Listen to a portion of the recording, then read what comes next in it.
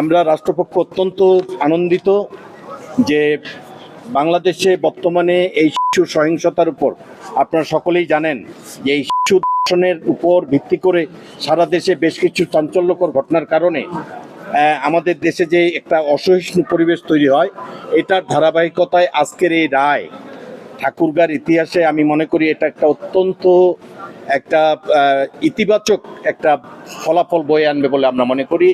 এবং এই শাস্তির মধ্য দিয়ে আগামী দিনে যে কোনো দর্শক এরকম শিশু বাচ্চাকে বা কোনো নারীকে ধর্ষণ করতে তারা ভয় পাবে, সাহস পাবে না, এটা আমরা আশা করছি।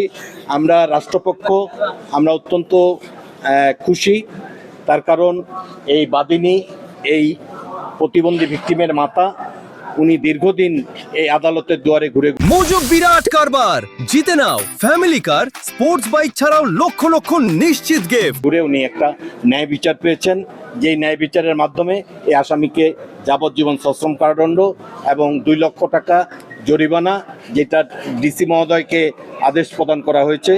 উনি এই আসামির স্থাবর অস্থাবর সম্পত্তি বিক্রয় করে ওই বিক্রয়লব্ধ টাকা থেকে ওই টাকাটা ভিকটিমকে প্রদান করবে।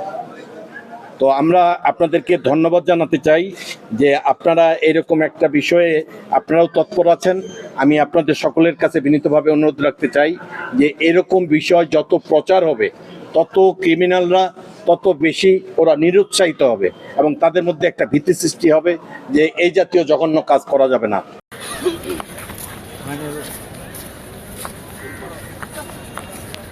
Vale.